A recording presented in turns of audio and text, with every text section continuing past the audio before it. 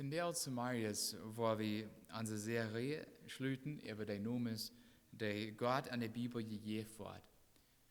Gott als El-Nasa, Gott, der vergibt, Gott, der uns vergeben wird. Gott als Yahweh, und das meint der absolut und unveränderlich ist. Gott sagt, ich sie. Gott als El-Roi, der Herr, der du siehst. Er sieht alles, er weiß alles, er kennt alles.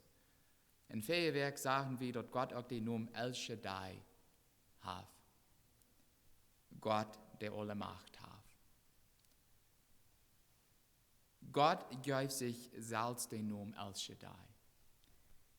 Den Bund zu bestätigen, den er mit Abraham in seiner Nachkommen mögt. Gott sagte am Axi Gott, der alle Macht hat, Axi El Shaddai. Wandel nur meinen Willen und verschuld die nicht. Ich will einen Bund zwischen mir und die merken und ich will die viel Nachkommen geben. Als Gott der zu Abraham sagt, wir würden sein, nur alt, nicht? Der hat noch nicht als Kinder. Seine früher auch nicht. Und Gott sagt, ich will die viel Nachkommen geben. Und in unserer Betrachtung wir sind auch sagen, wie wo Gott seinen Bund nicht bloß mit Abraham gehalten hat, aber auch mit seinen Kindern und Großkindern. Wir sagen, wo Jakob, Abrahams Großsohn, in sein Leben trägt können und auch sein können, wo El Shaddai seinen Bund mit ihm persönlich gehalten hat. Und dort wir kriegen dann, was Jakob im Leben begegnen wird, Gott bleibt bei ihm. Und er hat ihm durchgehalten, wie es Gott ihm dort versprochen hat. Und als ihm dort klar wird, dass sein Leben zu eng ging, wollte er seine Kinder und Großkinder auch daran denken halten, wo den Herrn seine Treu hat, ihr Leib immer und ewig über die hat, der am fürchten tun, und seine Gerechtigkeit ab Kinder und Großkinder hält, wie die seine Bund halten. Und wie es Gott sich nicht ändert, weit wie, dass diese Versprechung auch für uns gemeint ist. Als Vater, weil ich so vom Herzen habe, dass unsere Kinder einen Tag Gott auch fingen sollen und Gott vom Herzen dienen sollen. Als Vater würde ich auch einen Tag ihren Großvater werden und dass meine Großkinder dann auch Gott finden können und Gott vom Herzen dienen können. Das wird ich vom Herzen wünschen, für unsere Zukunft als Familie. Und wir weiten dort oben nicht, wir weiten nicht, ob unsere Kinder dort tun wollen. Und doch sagt Gott, wenn wir am dich bleiben, wenn wir am treu dienen, dann wird er sein Port tun. Er wird sein Versprechen mit uns halten. Und wir werden von dieser Serie mit einem letzten umschließen, der in unseren Herzen Dankbarkeit Gott gegenüber ansporen soll. Lass mich Galater 4, Vers 6 noch einmal lesen. Galater 4, Vers 6. Paulus sagt, und weil sie nu Gott seine Sehen sind, hat er uns seinen Sehen, seinen Jes an dort Hort gegeben, der am anraubt als Fuder, Leiber Fuder. Fuder, Leiber Fuder. Luther eben sagt, der da ruft, aber lieber Vater. Und dort wird aber als aramäisch und bedient ungefähr Leiber Fuder. Und deswegen, wenn das Wort eine Schrift gebraucht wird, als es meist einmal mit dem Wort Leiberfuder verbunden.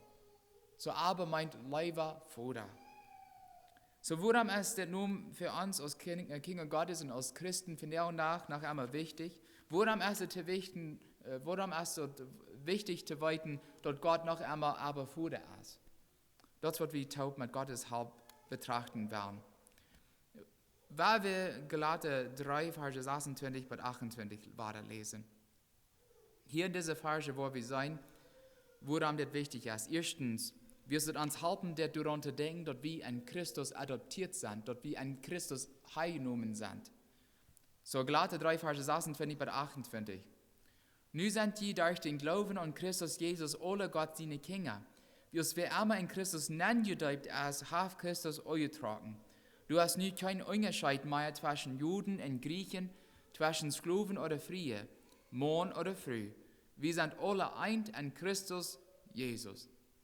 Und dann sagt Paulus noch zu in Kapitel 4, Verse 4 und 5, Aber als die Zeit erst gekommen wäre, schaut Gott seinen Sohn, geboren von einer Frau, und unge dort gesagt gestellt, er soll die loskeipen, die unge dort gesagt werden, dort Gott uns können annehmen als seine Kinder. Durch wir wollen eine Zeit, liebe Geschwister, wo alle Menschen an ihre Sünden versklavt werden. Aber dann kam Jesus, Gott mit uns. Jesus ist gekommen, uns loszukeipen und uns von unseren Sünden frei zu machen. Und wenn wir von dieser Sklaverei los sind, adoptiert Gott uns. Er nimmt uns an seine Familie ab. Das ist, was Gott tut. Und Johannes nennt das die wahre Geburt. Ja, wir haben fertig, dort wird hier nicht, wahre Geburt. Und das ist, was Gottes Wort damit meint. Jesus erklärt Folgendes, erstens Johannes erklärt Folgendes in 1. Johannes 1, Vers 10 bis 13. Aber Jesus, er sagt, hey, Jesus, wie in dieser Welt, in der Welt wird dadurch gemerkt, in der Welt kennt am nicht. Hey, keinem dort sehen die, aber die sehen die nehmen am nicht ab. Aber all die an abnehmen, in unseren Namen glauben, jäuf hey, der mag Gott seine Kinder zu werden. Die sind nicht durch Blut und auch nicht durch fleischliches Verlangen, auch nicht durch irgendeinen Mann seinen Willen geboren. Nee, die sind von Gott geboren. So, wir müssen nicht bloß glauben, dass Jesus gekommen ist, nicht bloß glauben, dass er für unsere Sünden starb. Wir müssen ihn auch annehmen. Wir müssen ihm unsere Sünden bringen und eine Vergebung bringen. Wenn wir dort nicht tun, liebe Geschwister, bloß zu weiten, wer Jesus ist, dort riecht nicht tau. Gottes Wort sagt sogar, Satan und seine Engel weiten, wer Jesus ist. Und die zittern. Das ist nicht genug. Das ist nicht genug, bloß zu weiten, wir müssen auch Jesus annehmen. Wir müssen ihm unsere Sünden bringen. Wir müssen Vergebung in Christus finden. Und der passt mit dem, was Jesus selbst gelehrt hat. Er sagt zu Nikodemus in Johannes 3, Vers 3, ich sei die Wahrheit. Wer nicht noch einmal geboren ist, kann Gott sein Reich nicht sein. Die wahre Geburt. Und dann sagt Jesus in Johannes 3, Vers 5, ich sei die Wahrheit. So Gott selbst sagt, ich will nu irgendwas ganz wichtig sein. Und das stimmt 100%. Das ist, was Gott uns sagt. Wer nicht durch Wute in Jesus geboren wird, kann nicht an das Gottesreich ankommen. Was von Fleisch geboren wird, als Fleisch, und was von Jesus geboren wird, als Jesus. Und das Bild von Jesus geboren zu werden, finden wir auch in unserem Anleitungstext. Wir lesen am Anfang, Galater 4, Vers 6. Und wie es nu Gott seine Sehn sind, hat er an seinen Sehn, seinen Jesus, an dort Hort gegeben, der arm unraubt aus Abba Voda. Wie Kinder Gottes von der sind, durch Jesus Christus, kann wir Gott nicht bloß Gott nahen, nicht bloß El Shaddai nahen, aber Abba Voda. Wir können am Vater nahen. Der Herr Jesus merkt uns zu nie Menschen, der fällt unsere Horten mit Gottes Leib und der gibt uns das Zeugnis, dass wir Gott seine Kinder sind. Ja? Weißt du, wie alle was ein Geburtstag ist, ne? Das sagt uns klar, wer wir sind, wo wir geboren sind, right? Wenn wir geboren werden und so weiter. Das ist ein sehr klarer Beweis, dass wir geboren sind, right? Und ich weiß einmal in Bolivien, als ich mit meinen Papieren schaffen, dann wollte ich meine Papieren weiter fractionieren und dann hatte ich meine Geburtstag durch und ich kriegte den an und die sagten, oh, dein Geburtstag ist ausgerannt. Und ich kickte den Menschen ein bisschen funnig an und ich sagte, was meinst du? Ich lebe noch. Wo hast du ausgerannt? Oh, das ist von der alle Seite, die müssen eine nie Seite haben. Oh, okay. Wo kann ein Geburtstag ausgerannt? Aber da wird es möglich. Und Bolivien ist vieles möglich, was hier nicht ist. Und aber kriegst so, dass Gottes Geist mit uns, das gibt uns das Zeugnis, dass wir seine Kinder sind. Das ist ein klarer Beweis, dass wir Gott seine Kinder sind. Und blättern wir an der Bibel in Römer 8. In Römer 8 sagt Paulus in die Verse 14 bis 16, die von Gott seinen Geist gelehrt worden, sind Gott seine Kinder. Je haben nicht ein Sklavengeist gekriegt, dass die ihn fürchten mussten. Je haben ein Geist gekriegt, durch den Gott ihn annimmt als seine Kinder. Und die am Unrauben aus Abba Voda. der Jesus selbst gibt uns in Jesu Zeugnis, dort wie Gott seine Kinder sind. Ja. Wie weichen dort wie Kinder Gottes sind, wenn von Gott uns was sagt, dort do wie. Right? Wenn Gott uns, wenn Wort von uns verlangt, dort do wie. Ja. Du darfst weit wie, dort wie seine Kinder sind. Und wenn wir Christen sind, dann können wir Gott vom Horten aus Abba Voda anrufen. Er gibt alles, um uns von unseren Sünden loszukaufen und in seine Familie zu adoptieren. Und diese Adoption oder Annehmen ist, wo Gott seinen Bund mit Abraham fertigbrach. Gott sagte Abraham in 1. Mose 22, Verse 17 und 18. 1. Mose 22, Verse 17 und 18. Gott sagt, ich war ganz bestimmt, die meinen Segen geben. Und wo die Nachkommen so viel mehr aus den Sternen um Himmel sind, und aus der Stund um Meer ist, die Nachkommen wollen die Feinde ihre Sturzporten übernehmen. Durch die Nachkommen wollen alle Völker aber ihr gesegnet worden. Die Juden dachten damals, dort sei der einzige Nachkommen von Abraham wären. Aber das stimmt nicht mal Gottes Wort überein. Hör mal, was Paulus in Römer 9 sagt, Verse 6 bis 8. Dort ist aber nicht, dort Gott sein Wort nicht gehalten hat, dort sind nicht alles Israeliten, die von Israel herstammen. Und die hielten auch nicht alle zu Gott sein Volk, die von Abraham aufstammten. Wort, nicht alle Israeliten teilen zu Gottes Volk. Die, was Gott sich wählt, sollen durch Isaac geteilt werden. Dort meint, Menschen, die ab den gewöhnlichen Weg vom Fleisch geboren wurden, sind noch nicht Gott seine Kinder.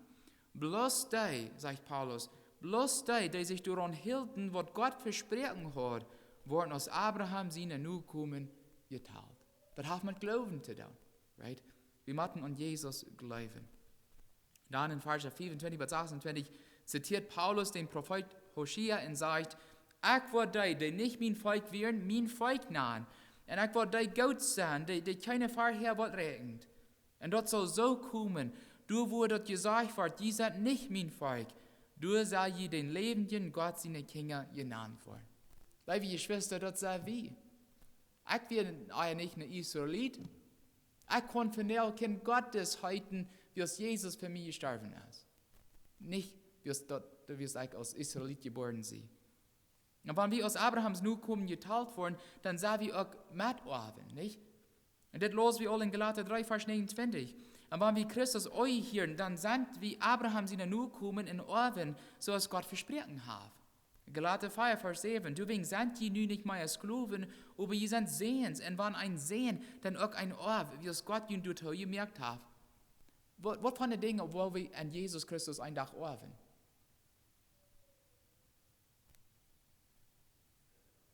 Everlasting, das ewige Leben, nicht? Und wo wollen wir das kriegen? Das wird eine schwere Frage. Ja, wenn wir wahr geboren sind, nicht? Das kriegen wir auch hier, aber das können wir für alle Ewigkeit genießen, im Himmel, nicht? Ja. Was sind noch andere Dinge, die wir in Christus erben tun?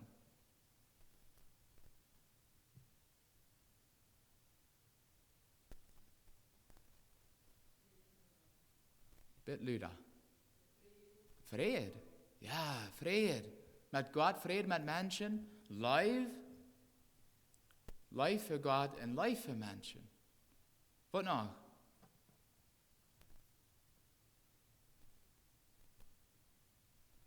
Die jässliche Frucht, nicht? Kriegen wir die Dinge auch nicht durch den Herrn Jesus? Ja. Das sind so viele Dinge, die wir all von der und Tag genießen können, die wir durch Jesus Christus erben da. Wir erben die Dinge, wie es wie Kinder Gottes halten dann. Bloß Kinder kriegen Gottes Erb, nicht? Und die, die nicht Gottes Kinder sind, die kriegen das nicht. Das ist ganz leicht zu verstehen. Römer 8, 17, sind wir über Kinder, dann sind wir auch Gott seine Erben, in Christus seine Miterben. Dort ist, wenn wir mit einem Taub leiden, dann, dort wir auch mit einem Taub verherrlicht worden.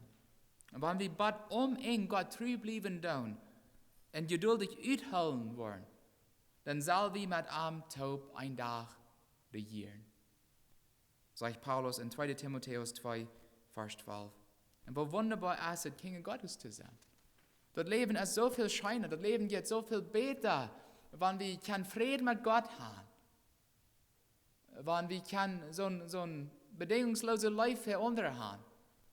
Wenn wir kein Gottes Geist in uns wohnen haben. Wenn wir weiten können, dass wir erleichtert sind, dass wir nicht mehr an unsere Sinnen versklavt sind. Das Leben geht bloß so viel besser. Das so viel reicher. Und das kriegen wir, wie es wie Kinder Gottes sind. Das gibt wunderbare Dinge, die wir auch von diesem Tag genießen können, wie es wie Kinder Gottes sind. Wir können zu jeder Zeit den Namen an seinen Abba Voda anrufen. Ein Schreiber sagt, dort wird aber meint Pape. Ja, unsere Kinder benennen mich Pape. Und er gleich dort. Und Timmy, der sagt letztens zu mir, ich will nicht mehr die Pape nennen, ich will die Dad nennen. Warum? Weil Pape hört sich so kingerig. Was noch? Über 2 Stunden nannte mich noch Pape. Und ich schatz dort. Wie kann Gott Pape nennen? Aber als der wichtigste Name Gottes entwiest uns Gottes Charakter aus unseren leibvollen Vater, ein Pape. Er ist der Einzige, den wir völlig vertrauen können, der Einzige, ab dem wir uns verluten können, derjenige, der sich um uns kümmert. Kriegt uns, wenn unsere irdische Vater stichbei sind, weil wir uns beschützt, sicher in der Life Gottes Gegenwart, gibt uns die Kraft und den Schutz, die wir für unseren Lebensreis brauchen. Und dann sagt dieser Schreiber, der das einer von meinen Lieblingsnumen von Gott, wirst du durchwiest Gott ans, aus seinen Kindern, sein Hort und Leib. Er gibt uns dort Verreich, seine eigene Sehens und Deichte genannt zu werden. Er gibt uns den Weg am Unterrufen, wir können immer weiter zu Gott beten. Und er gibt uns auch die Gewissheit, dass er uns hielt und uns umfuten wird. An die ganz schwanste Tiden am Leben, Kavi, sagt er, Kavi in unser himmlischen Vater schaut, krüpen und weiten, dass er für uns ist. Und seine Arme wollen uns festhalten. Wie es aber lieber Vater ist. Was für ein wunderbares Bild. Und das kriegen dann, wo schwierig uns Lehrer manchmal schieden wird, unser lieber Vater ist immer bereit, uns zu helfen, wann wir nach ihm kommen. Ja. Und so Jesus Christus an die schwanze Tiden von seinem Leben appelliert, er ging nach seinem Vater, um Haupt zu kriegen. Und ich will ein Beispiel für uns lesen, da wir in Markus Evangelium fängen, Kapitel 14. Markus 14, und das sind die Verse 32 bis 36, die ich für uns lesen will. Markus 14, Verse 32 bis 36. Gottes Wort sagt, und Jesus und seine Jünger, die kamen in einem Hof, der Gethsemane genannt wird, und Jesus sagte seine Jünger, seid ihn hier, du, während ich beten gehe. Und Jesus nahm Petrus und Jakobus und Johannes mit sich, und bekam eine Angst, dort er zattert und sagt, dann sagt er an, meine Säule ist ein Todestrühe, blieft hier und wirkt. Und dann ging er im Bett wieder und schmeint sich ab der Erde und er bet, dort wann dort möglich wir, dann soll am diese Stunde nicht treffen. Er sagt, lieber Vater, das sind die Wirtware, aber Vater, Gott an diese sehr schwere Zeit hat gebet, aber Vater, sagt Jesus, bei dir ist alles möglich. Nimm das Leidensköpfel weich und doch soll es nicht so sein, als ich war, sagt Jesus, aber so als du warst. Jesus Christus, als er in so einer Todestrühe war, ab seinen Knien ist, bet er vor seiner Kreuzigung, aber Vater, halt mich. Und wie kann wir auch nach Gott gehen, um Haupt zu kriegen, Haupt zu finden. Und das hat Jesus 3-mal gebet, euer Judas, Ischariot, euch kommen wir. Und hat der Vater Jesus geholfen? Jesus bet, halt mich, Vater. Und Gott helpt ihm. Er gibt ihm die Kraft, dem Vater seinen Willen durchzuführen. Gott, der Vater, ist auch unser Versorger. Jesus hat mal seine Jünger beigebracht, wo sie beten sollen. Ich gebe an, das sei ein gutes und klares Beispiel, da wir in Matthäus 6 finden, dann ans Vater im Himmel, sagt Jesus. Die Name soll heilig gehalten werden. Laut din Recht kommen, laut din werden, aber ihr gut so gedun worden aus dem Himmel. Jaft uns das Brot, das wir von der brücken. Verjauf uns unsere Schuld, so als wir, die vergeben, die sich an uns verschuldigt haben. Bring uns nicht an Versicherung, aber bewahr uns für den Bösen. Wie es die gehiert, dort Recht und die Kraft und die Heiligkeit für immer und immer. Amen. Und das meint nicht, dass jedes Mal, wenn wir beten tun, dass wir die Salje wieder brücken machen, das Jesus hier tut. Vielmehr enthält das Gebet alles, wofür Gott für uns sorgen will. Wir machen am bloß nicht diese Dinge fragen. Und Jesus verspricht uns, fragt und jünt Wort, die gift wollen, nicht? Ja. Sieg und die wollen fegen. Klappt an und jünt Wort, aufgemerkt worden. Ja. Dus wer du fragt, kriegt, und wer du siegt, fängt, und wer unklappt, für dem Wort aufgemerkt. Aber wir machen fragen. Wir machen siegen, wir machen unklappen. War nicht, und wir nur skrien, dann sollen wir uns nicht wundern. Und weil wir nicht verjäten, dort Gott auch Elroi hat, der Herr, der du siehst, Gott kennt uns und weiß, was wir nötig haben im Leben.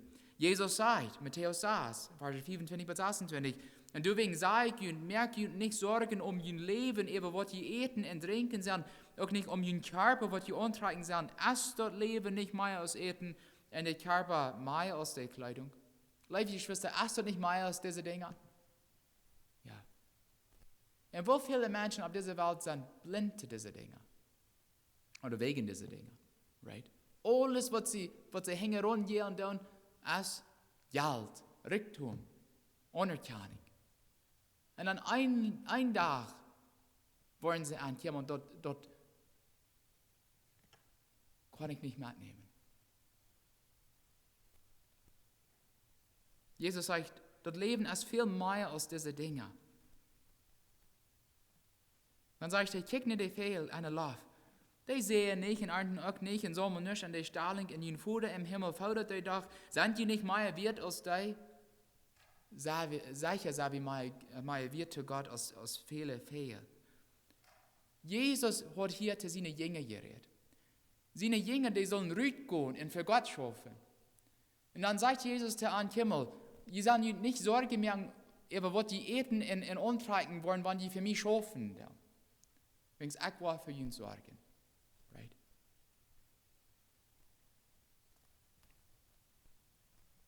Wie viel Zeit brauchen wir, um für Gott zu schaffen? Oder sind wir bloß diese irdischen Dinge hängen? Wenn wir bloß diese Dinge sind, dann ist diese Versprechen nicht für uns. Aber wenn wir für Gott schaffen und uns ab Gott verluten, dann wird er für uns sorgen. Right? Matthäus 6, Vers 8 sagt, jün Fuder weit wird die Brücken ei darum beten. Und obwohl er das weit, weil er handelt wie Arme diese Dinge fragen. Wenn Gott alles weit, auch was uns fehlen wird, woran will er nachher, dass wir in den Arm kommen sollen, um diese Dinge zu fragen?